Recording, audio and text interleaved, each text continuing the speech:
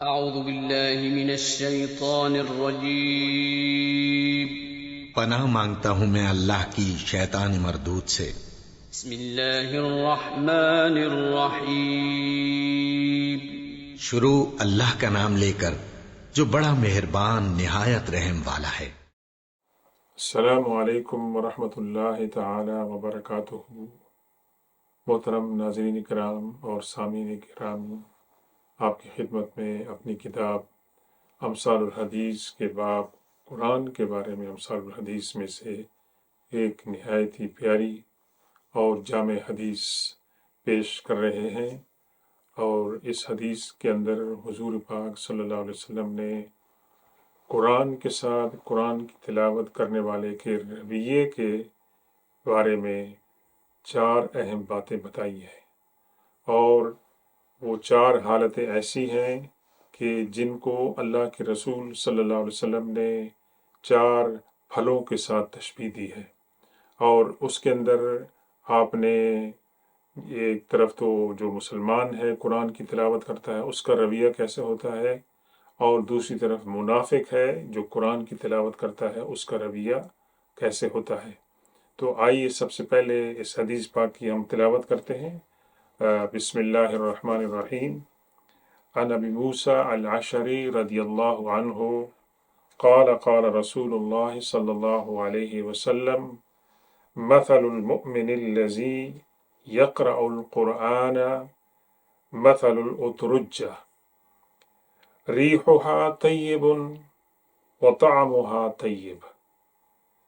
ومثل المؤمن الذي لا يقرأ القرآن مثل التمرة لا ريح لها وطعمها حلو ومثل المنافق الذي يقرأ القرآن مثل الريحانة ريحها طيب وطعمها مر ومثل المنافق الذي لا يقرأ القرآن كمثل الحنظلة ليس لها ريح وطعمها مر او كما قال رسول اللہ صلی اللہ علیہ وسلم۔ اس حدیث کی روایت کرتے ہیں مشہور صحابی جناب ابو موسیٰ الاشعری رضی اللہ تعالیٰ عنہ۔ فرماتے ہیں کہ حضور پاک صلی اللہ علیہ وسلم نے فرمایا کہ وہ مسلمان جو قرآن پڑھتا ہے ترنج کی طرح ہے، اور جس کا ذائقہ خوشگوار ہوتا ہے اور اس کی خوشبو بھی خوشگوار ہے۔ تو یہ پہلی قسم ہے قرآن کی تلاوت کرنے والے کی، کہ اس کے اندر اللہ کے رسول صلی اللہ علیہ وسلم ایک صحیح مسلمان جو ہے جو قرآن سے فائدہ اٹھاتا ہے، اس کے پاس علم ہے، اس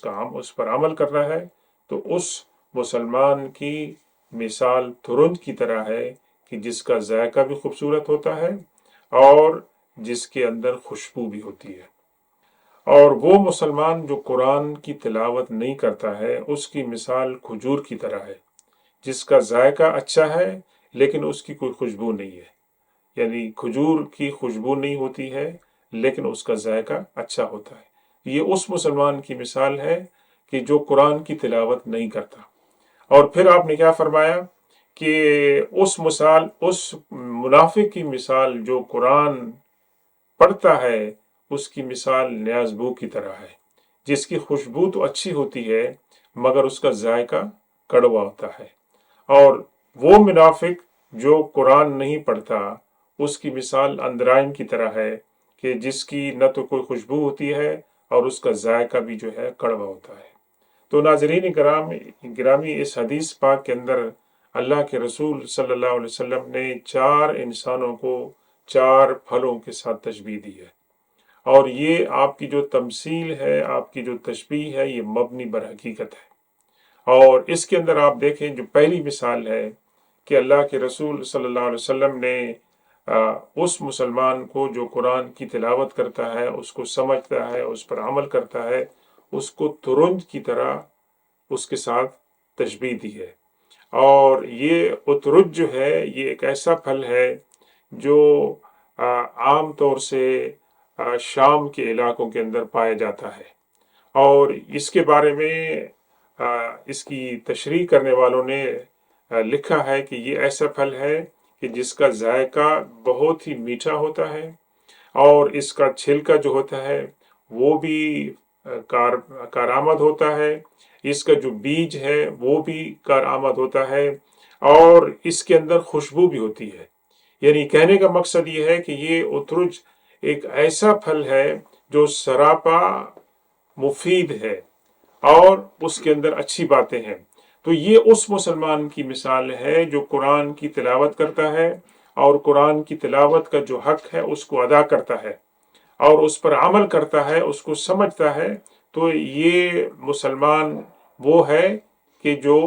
اترج کی طرح ہے، جس کے اندر تمام کی تمام برکتیں ہیں اور خیرات ہیں۔ دوسرا مسلمان وہ ہے جو قرآن کی تلاوت نہیں کرتا، لیکن اس کی مثال اللہ کے رسول صلی اللہ علیہ وسلم نے اس کو کھجور کے ساتھ دی ہے کہ کھجور کا جو پھل ہے وہ اپنے ذائقے میں میٹھا ہوتا ہے اور اس کی اور بہت سی فائدہ مند چیزیں ہوتی ہیں، لیکن کھجور کی کوئی خوشبو نہیں ہوتی ہے۔ تو یہ دوسری کیٹیگری کا مسلمان ہے کہ جس کے پاس ایمان ہے اور قرآن کی تعلیمات پر عمل کرتا ہے، لیکن وہ قرآن کی تلاوت سے محروم ہے۔ تو اللہ کے رسول صلی اللہ علیہ وسلم نے ایسے مسلمان کو تشبیہ دی ہے کھجور کے ساتھ۔ تو پہلا جو مسلمان تھا وہ اعلیٰ قسم کا مسلمان ہے، اور دوسرا مسلمان کہ جو تلاوت نہیں کرتا ہے لیکن اس کے پاس ایمان کی دولت ہے، اس کو کھجور کے ساتھ آپ نے تشبیہ دی ہے کہ کھجور میٹھی ہوتی ہے اپنے ذائقے میں، لیکن اس کی کوئی خوشبو نہیں ہوتی ہے، پھر بھی وہ مسلمان بہتر ہے، اگرچہ پہلی کیٹیگری کے مسلمان کے مقابلے میں وہ کم بہتر ہے۔